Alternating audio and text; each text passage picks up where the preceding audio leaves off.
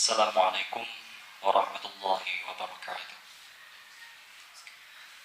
Innal hamdalillah nahmaduhu wa nasta'inuhu wa nastaghfiruh wa na'udzu billahi min shururi anfusina wa sayyiati a'malina. May yahdihillahu fala mudilla lahu wa may yudlilhu fala hadiya lahu.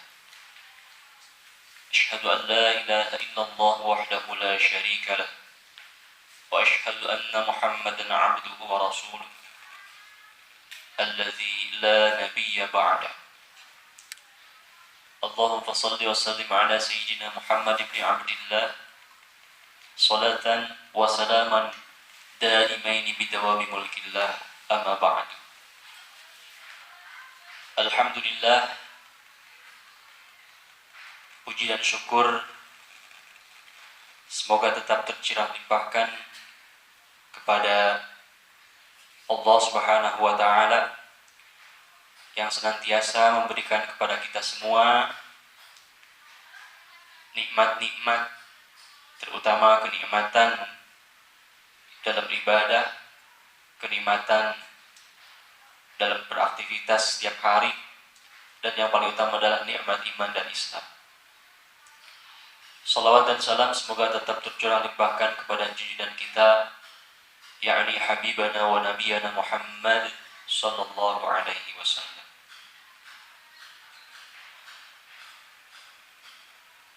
Alhamdulillah, di kesempatan yang berbahagia ini Bapak sangat berbahagia bisa bertemu walaupun tidak secara langsung dengan anak-anak baru dari SMA Negeri 1 Babakan kelas 10 yang semoga semuanya diberkahi Allah Subhanahu wa Ta'ala. Amin ya Allah ya Rabbal Alamin.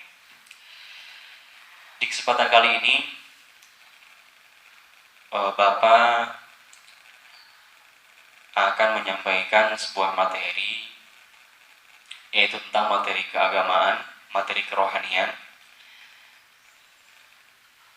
yang tujuan utamanya penyampaian materi ini adalah sebagaimana bahwa kita adalah makhluk atau manusia yang beragama. Manusia membutuhkan agama sebagai tujuan hidupnya. Manusia memerlukan agama sebagai keyakinannya. Manusia membutuhkan agama untuk interaksi antara manusia dengan Allah Subhanahu wa Ta'ala, atau antara manusia dengan Tuhannya, antara manusia dengan sesama makhluk hidup, dan antara manusia dengan sesama manusia. Hal ini sangat penting, yaitu tentang keagamaan bagi kalangan remaja, terutama bagi kalian anak-anakku kelas 10 yang nanti akan bersekolah di SMA Negeri 1 Babakan. Umumnya bagi seluruh remaja-remaja yang ada di negara kita, materi keagamaan khususnya bagi remaja ini merupakan materi yang sangat penting. Hal itu karena masa remaja adalah masa kunci. Masa remaja adalah masa titik tolak ke depannya seseorang, apakah nanti dia akan sukses baik di dunia ataupun di akhirat. Dalam hal ini berkaitan dengan tema yang kita akan bahas, yaitu tentang keberagamaan di kalangan remaja. Apakah menjadi orang yang beragama dengan baik suatu saat nantinya? Nah, itu ditentukan oleh ketika di masa remajanya apakah kehidupan beragamanya baik ataupun tidak. Nah, untuk itu, hal itu merupakan hal yang sangat penting kita bahas pada hari ini. Anak-anakku yang Bapak banggakan, sebagaimana kita ketahui, agama secara bahasa itu memiliki arti tradisi atau kebiasaan-kebiasaan, itu secara bahasa. Sedangkan secara bahasa yang lainnya, agama itu sebagaimana kita ketahui, agama atau religi itu memiliki artinya mengikat kembali. Mengikat kembali dalam artian seseorang ketika beragama, dia dalam keadaan terikat, dalam keadaan terikat, terbelenggu, tidak bisa kemana-mana, harus selalu berada dalam koridor agamanya. Dalam agama Islam khususnya, kita mengenal ada istilah mukallaf, yang secara bahasa mukallaf itu adalah terikat. Karena memang manusia sebagai penganut agama itu selalu dalam keadaan terikat. Nah, untuk itu ketika seseorang beragama, dia akan senantiasa berada dalam jalur yang diinginkan oleh Tuhannya. Dalam sebuah penelitian disampaikan bahwa populasi manusia yang ada di dunia ini 59% itu memiliki agama atau beragama. Sedangkan 26% tidak beragama atau agnostik. Dan sebanyak 13% ateis atau tidak beragama. Baik, fungsi beragama kita akan bahas satu persatu. Tadi disebutkan di awal sudah disampaikan bahwa fungsi agama itu adalah yang pertama adalah sebagai pedoman hidup bagi manusia, bagi penganut agamanya. Dia dalam mengarungi kehidupan di dunia ini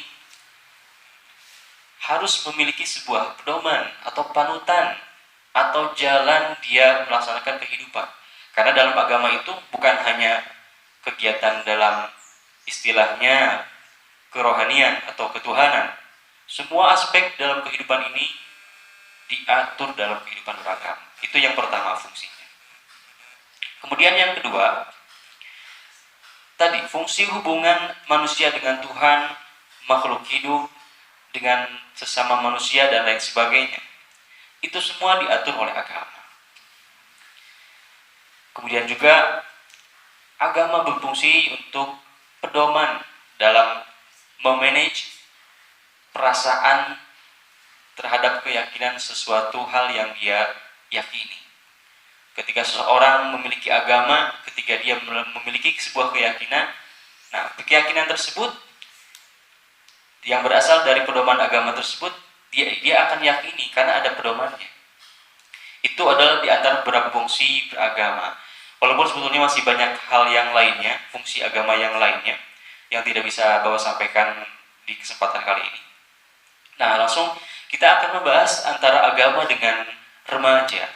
Sebagaimana kita ketahui, yang namanya seorang remaja itu masih labil dalam berpikir, dalam manage perasaan dan sebagainya. Begitu pula ketika seorang remaja itu boleh terbilang masih labil dalam masalah keagamaan. Mungkin di antara anak-anakku yang Bapak banggakan, mungkin terkadang karena kesibukan, aktivitas sehari-hari, belajar ataupun bermain, kadang-kadang ada salah satu kewajiban yang terlewat, misalkan sholat, puasa dan sebagainya. Kenapa? Karena di masa remaja itu kegiatan keberagamaan itu memang seperti itu, masih labil. Jarang sekali orang yang dalam masa tahap remaja sudah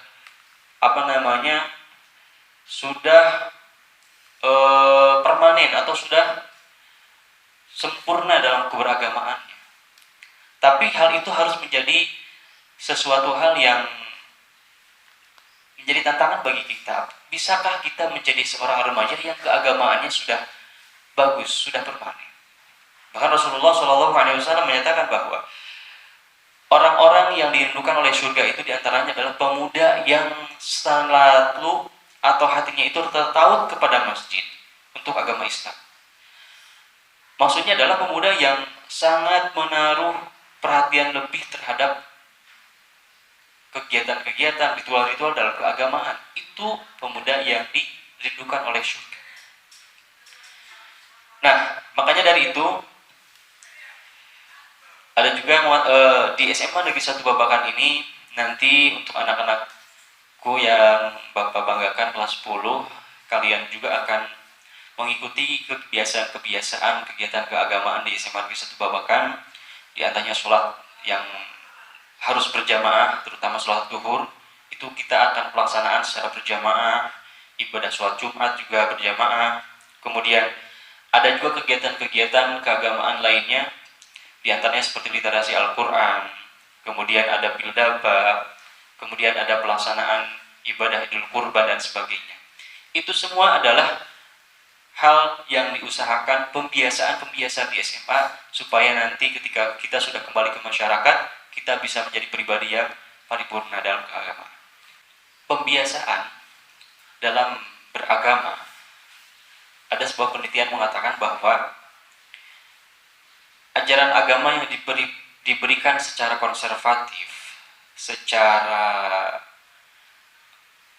caranya itu seperti orang-orang tua terdahulu, yang kadang ketika memerintahkan untuk sholat sangat intens sekali, ayo sholat dan sebagainya, puasa juga orang tua sangat perhatian sekali, yaitu cara-cara yang konservatif seperti itu ternyata lebih berakibat positif, lebih mengena, lebih menetap pada diri seorang anak ketika cara pendekatannya secara seperti itu, konservatif. Makanya kita di sini ketika orang tua memerintahkan untuk ayo sholat, kita ikuti saja. Itu nanti akan membekas dalam diri kita, kemudian kita akan kebiasaan-kebiasaan dalam ibadah tersebut akan menetap dalam diri kita dan menjadi sebuah kebiasaan. Nah, itulah yang diharapkan. Karena ada juga penelitian sebaliknya, jadi ajaran agama yang disampaikan secara agak sedikit moderat, jadi diberikan kebebasan anaknya itu, silahkan kalian sudah dewasa, silahkan sholat masing-masing, bapak percaya dan sebagainya, atau ibu percaya kalian akan melaksanakan sholat, itu tingkat keberhasilannya di bawah pendekatan ajaran agama secara konservatif. Ya. Makanya nanti di sini di sekolah ini petugas dari OSIS, kemudian guru-guru pun nanti tidak akan lelah untuk mengajak dalam kegiatan keagamaan dalam beribadah.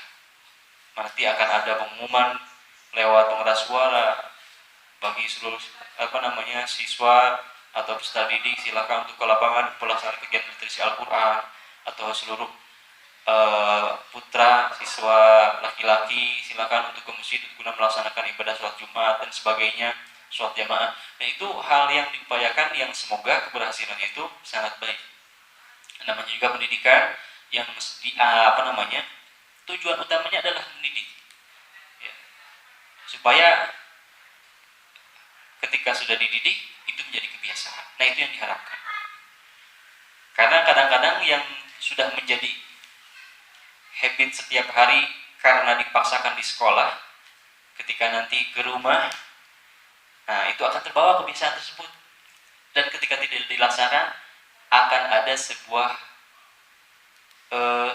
yang kurang gitu. Misalkan ada seseorang anak yang sudah terbiasa sholat duha, kemudian pada satu hari dia tidak melaksanakan, itu pasti akan ada sesuatu yang kurang dalam dirinya. Apa yang tidak dilaksanakan pada hari itu?